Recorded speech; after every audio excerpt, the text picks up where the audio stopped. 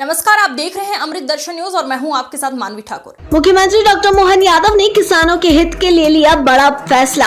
19 जून से मूंग और उड़द की खरीद के लिए पंजीयन शुरू होगा। मध्य प्रदेश सरकार किसानों की समृद्धि के लिए निरंतर प्रयासरत है। मध्य प्रदेश में न्यूनतम समर्थन मूल्य पर मूंग और उड़द के उपार्जन के लिए 19 जून से पंजीयन प्रारंभ होगा। इस संबंध में मेरी केंद्रीय कृषि मंत्री शिवराज सिंह जी ने चर्चा की। उपार्जन के लिए राज्य की ओर से केंद्र सरकार को प्रस्ताव भेजा गया। मुख्यमंत्री ने फैसले के बाद कांग्रेस प्रदेश अध्यक्ष जीतू पटवारी से कहा कि कृषियों को एकता ने दिलाई जीत। मूंग की सरकारी खरीद पर सरकार झुकी। ये किसानों की एकता और जागरूकता की जीत है। उन्होंने कहा कि किसान भाइयों को बधाई देते हुए कहा कि आपने एकजुट होकर आवाज उठाई और सरकार को निर्णय लेने पर मजबूर कर दिया।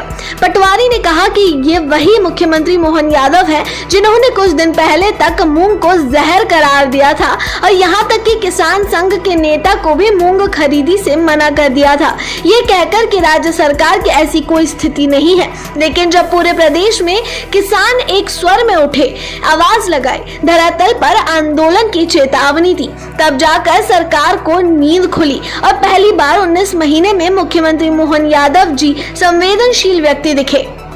हम मुख्यमंत्री जी को धन्यवाद देते हैं कि देर से ही सही उन्होंने किसानों की पीड़ा को समझा, लेकिन ये धन्यवाद केवल किसानों की ताकत के कारण है, ना कि सरकार के कारण। पटवारी ने आगे कहा कि किसानों की ये लड़ाई अभी अधूरी है। क्या हुआ?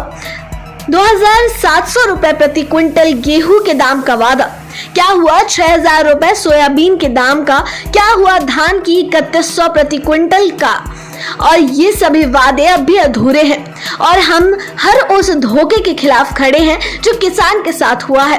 उन्होंने स्पष्ट किया कि वह स्वयं किसान पुत्र हैं और जब फसल की कीमत बढ़ती है तो उन्हें भी इतनी ही खुशी होती है जितनी एक किसान को। मैं एक ऐसा नेता नहीं हूँ जो महंगाई के नाम पर राजनीति करे, बल्कि मैं वह राज प्रतिनिधि हूँ जो किसानों के लिए हर मंच पर संघर्ष करेगा। पटवारी ने अंत में कहा कि आने वाले समय में कांग्रेस किसानों के हर अधिकार के लिए मैदान में रहेगी और इस सरकार को हर मोर्चे पर जवाबदेही बनाएगी। मध्य प्रदेश सरकार किसानों की बेहतरी के लिए यशस्वी प्रधानमंत्री के आशीर्वाद से सभी क्षेत्रों में लगातार ध्यान रख रही है। इसीलिए पहले हमने नदी जोड़ो अभियान के माध्यम से सिंचाई का रकबा बढ़ाने का अभियान प्रारंभ किया हुआ है। साथ ही साथ हमारी उन्नत प्रकार की कृषि हो तो उन्नत बीज मिले, उन्नत प्रकार के यंत्र मिले, इनके कृषि के मेले भी हमारे द्वारा लगाए जा रहे हैं।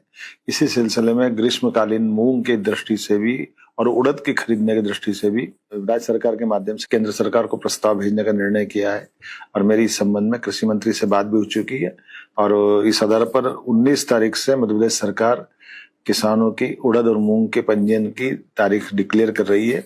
हमारे सभी किसान भाइयों बहनों से निवेदन करता हूं कि वे अपनी अपनी जिन ने अपनी फसल लगाई है वो संबंधित उपार्जन केंद्रों पर अपनी फसल के उपार्जन की तैयारी करें।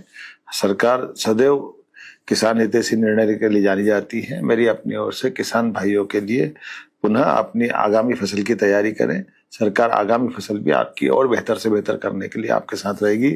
भारतीय किसान संघ के साथ हम लगातार चर्चा में भी हैं ताकि हमारे सभी प्रकार के कृषि आधारित उद्योग लगा करके कई बार कुछ फसलों में खास करके सब्जी जैसे टमाटर या अन्य जगह पर भी जो भविष्य में ऐसे उद्योग लगे ताकि हमारी फसलों का देश के हित में उपयोग हो और किसानों को ठीक से वाजिब दाम मिले।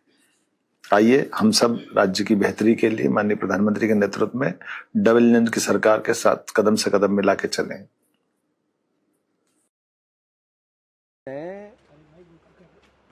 मूंग खरीदी की सरकारी घोषणा की, उसके लिए मैं उनको साधुवाद देता हूँ, धन्यवाद देता हूँ उनको इस बात को लेके कि वो संवेदनशील पहली बार दिखे। पर मूंग के बाद किसानों के धान का क्या होगा, सोयाबीन का क्या होगा, गेहूं का क्या होगा, सरकारी घोषणाएं थी आपकी, वोट लिया आपने, उन पर भी संवेदनशील हो, ऐसा आग्रह है मेरा आपसे। किसान भाइयों से भी मैं बहुत बहुत साधुवाद, आपको बधाई। किसान और भगवान एक जगह है और मैं किसान का ओरिजिनल बेटा हूँ, जीता हूँ किसान के दर्द को, इसलिए आपकी एकजुटता ने सरकार को झुकाया है। तो कृपया करके जब खेती और किसानी की बात आए तो ऐसे ही एकजुट रहो। पार्टी का विचार, धर्म का विचार, जाति का विचार से बड़ा विचार है किसान खेती का विचार। तो इसलिए एकजुटता से अपने हक और अधिकार की लड़ाई लड़ो। हम सब मिलकर, सरकार भी हमारी है, उस सरकार से भी लड़ेंगे।